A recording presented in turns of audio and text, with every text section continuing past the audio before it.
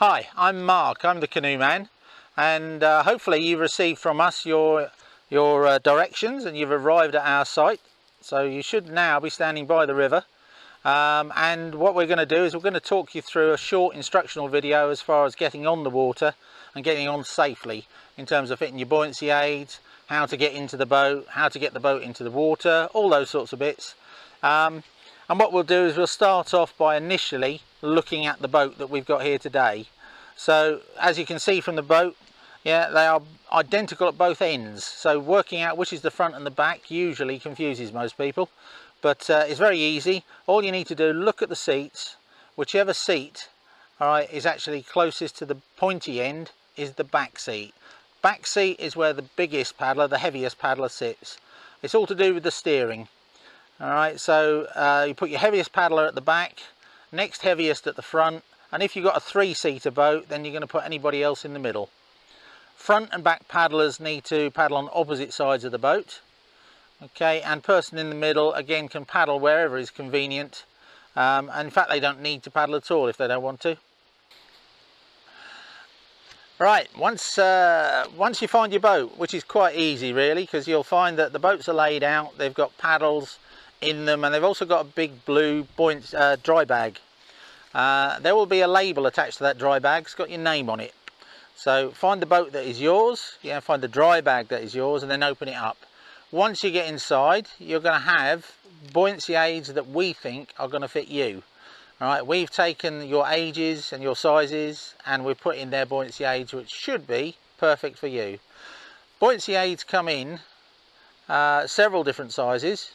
All right, starting from the little ones, which are bright yellow, then working up to a black and a silver. Black and silver is often ideal for older or young teenagers. And then moving up to a red, which is a medium large. And then you get a blue, which is a large extra large, and then you get a green, which is an XXL. There is an awful lot of adjustment in these buoyancy aids. You can, to be honest with you, get a very big person in a very small buoyancy aid.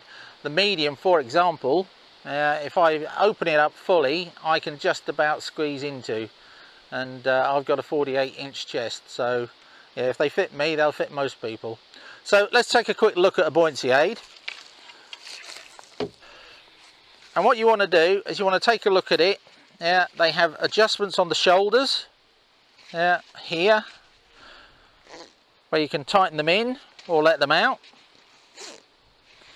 They have adjustments around the middle, okay, and that is that big broad band here that you can see.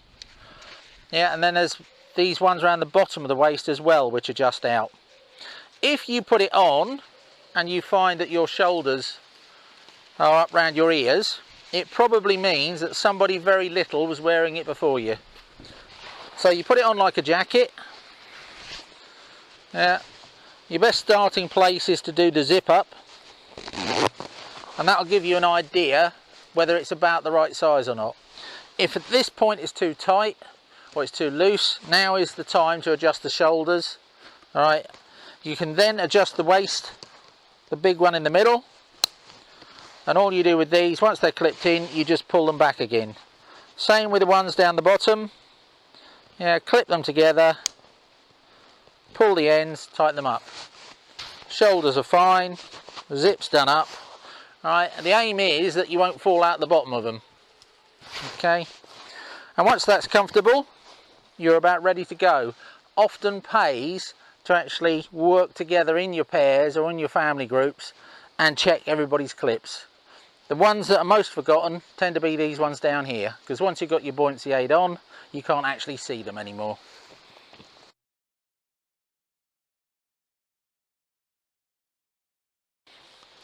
Great, okay, now we've hopefully got your buoyancy aid fitted safely. So you should be feeling secure in that.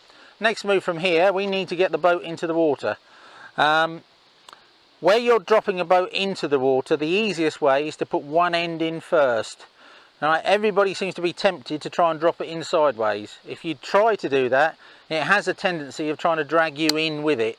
So what we strongly recommend is you just grab hold of one end of the boat, Yeah, making sure you're hanging on to the painter, because it'll be rather useful rather than it floating away. And just slide the boat towards the river, putting one end in. Yeah, and you can actually just slide it straight out, as long as you're holding on to the rope. Right, once you've got the boat alongside the bank here, yeah, you're always going to be working at least pairs if there's not three of you. So the best way to work this is to get somebody to hang on to the boat for you whilst you climb in. It's very then easy for you, whilst you're in the boat, to hang on to something on the bank whilst they climb in. So yeah, it's all about teamwork and coordination. So from here, you're looking, if you imagine that there was a line drawn down the middle of the boat, you always want to keep your weight to the middle of the boat. These are pretty stable until you step on the edges. Okay, so you're going to step from the bank to the middle of the boat. Okay, and then you want to get your weight down as quickly as you can to the low point. Bring your other foot in and sit yourself down. You coming in, Six? Come on in. In you come. Cool. So at this point, obviously you have somebody else with you. You would then grab hold of the bank and give them the opportunity to get in the boat. Once you've done that, and you've got the dogs aboard, of course, yeah, you're ready to go. Next bit we need to cover is going to be the paddling.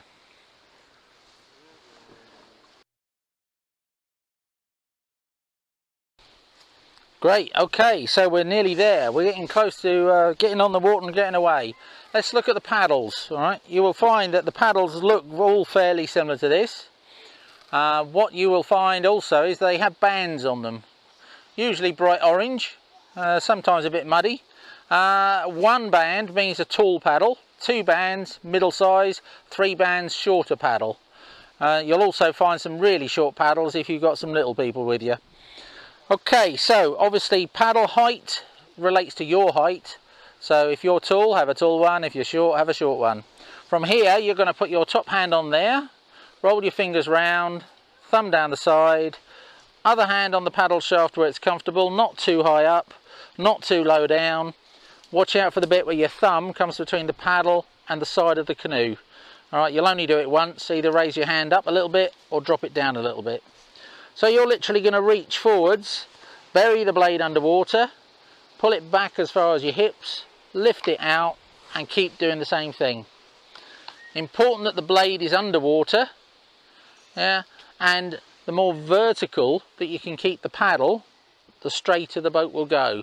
There is a tendency for people at the front to sit there and do this, yeah, and when they do that, it makes the boat spin round, makes it very difficult for the person who's steering to try and keep the boat under control. Good. In terms of brakes, there are none. So as you're careering down the river into the trees and the bushes, your only options are reverse paddle. Paddle in at the back, push the water forwards, keep doing it until the boat slows down. If that fails and you're still careering towards the tree or the bush, very gently fend away. Use the paddle to push yourself gently away from the bank. And if that fails, then just cover your face, lean forwards or backwards and scream. Alright, do not lean sideways.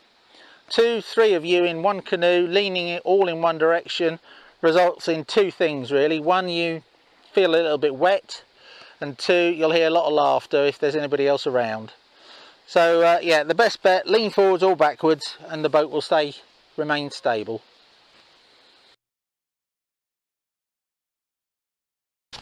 Okay, so we covered the steering for the people in the front of the boat and the middle of the boat. Person at the back, as we've already said, is the person who does the steering, which is fairly important if you don't want to end up in the trees. So what they're going to do a normal forward stroke, same as everybody else, but instead of lifting the paddle out, they take it all the way to the back and they turn it upright. And they use it basically like a rudder, so they either push water away from the back of the boat or they reach out and they pull water towards the back of the boat. It's important that they do it as far back as they can comfortably reach, and also make sure that the blade is completely covered. Okay, so we're now very nearly there. All we just need to do is just to cover possible implications of things going wrong. So obviously the worst situation is that the boat turns over. That is highly unlikely to happen. Very few people ever turn the boat over, and if they do, it's generally because they're larking about. So if that happens, in the event of that happening, generally speaking, at most of our sites the rivers are small like this. They're not very deep, and all you do is you literally just take the boat to the side, empty it out, climb back in and carry on. Very rarely is it any different to that, and to be honest with you, we have so few capsizes, it's barely worth mentioning.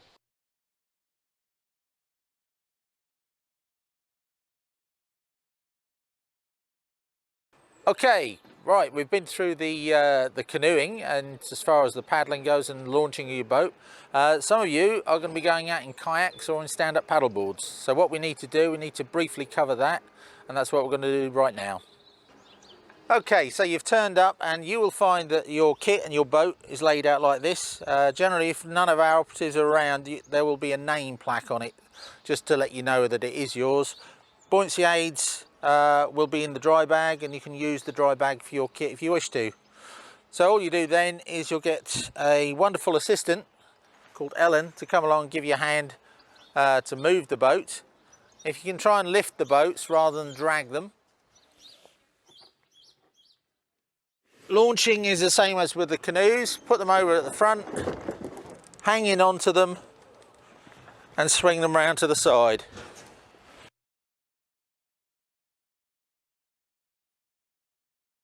Okay, so when it comes to getting into your kayak, once we've got the kayak onto the water, alright, there is a bit of a drop usually from the bank down to the kayak itself, and what you need to do, you need to get your centre of gravity as low as possible.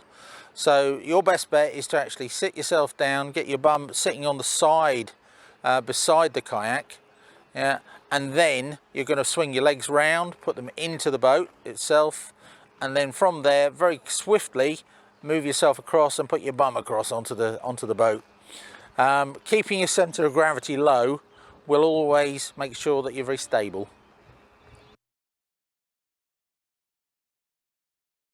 Okay, so getting out of the kayak is literally a reverse of getting in. So you want to get your paddle out of the way so that doesn't interfere with you. Again, get somebody to hang on to the boat so it doesn't swing about. All right, and then you're going to lift yourself up, again keeping your centre of gravity low at all times. Okay, so covered kayaks, covered canoes, now we're down to paddle boards. Here's your paddle board. What you're going to do, you're going to pick that up, carry it across to the water and carefully launch it. Highly recommend when you're getting on these for the first time, do not try to stand on them immediately. Make sure that you've got your leash attached, so if you step onto the board and it disappears, it doesn't go too far. And you're far better off to kneel on the board initially.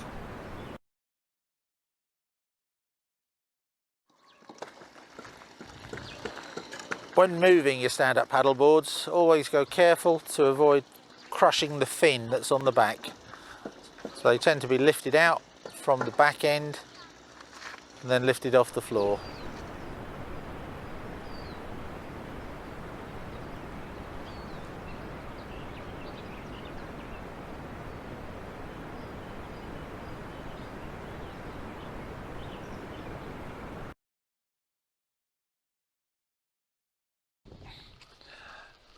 Right, now we're going to get you on the river.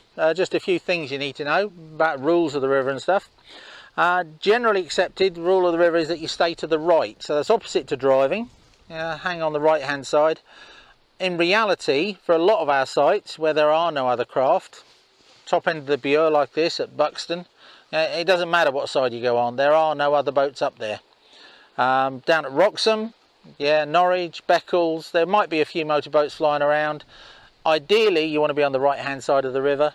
It's not the end of the world if you're on the left. Just stay in close to the edges. Canoes are small enough that they don't get in the way, and motorboats are usually clever enough to work out and they stay away from you. Okay, the other thing that you might encounter, and this is in particular at our Buxton trips and coming down from Aylsham, is some portages. A portage comes from the French word portage, and it basically means going around an obstacle that's stuck in the river. In our case, these are the old locks that used to be used for moving the wherries up and down the rivers. They are now blocked off, and we have to get out to get round them. So literally all you're going to do is climb out of your boat at the marked point. You take your boat round, ideally carrying it or dragging it on the grass, dropping it back in the other side, and then relaunching. Most of the portages are very, very short, and obviously you'll be notified about them. They're on your map so that you know when they're coming up. And finally, when you get back, a couple of things that are important. One, that we know that you're back safely. So can you drop us a text, give us a quick call, whatever, some means of communication just to say that you're safe. I'd like you to put your buoyancy aids back into the bag that you got them from, and basically leave them as you found them would be ideal. And ultimately, depending where you are, is going to determine how you finish with the boat. What we will do is we'll show you the options available. So at Norwich, you're going to be tying up to a pontoon. At Wroxham, generally speaking, there'll be somebody there to help you get the boat out and leave it on the grass. And at Buxton, there is an area that is marked for dirty boats where you just flip your boat up on its edge and leave it with all the rest of the boats.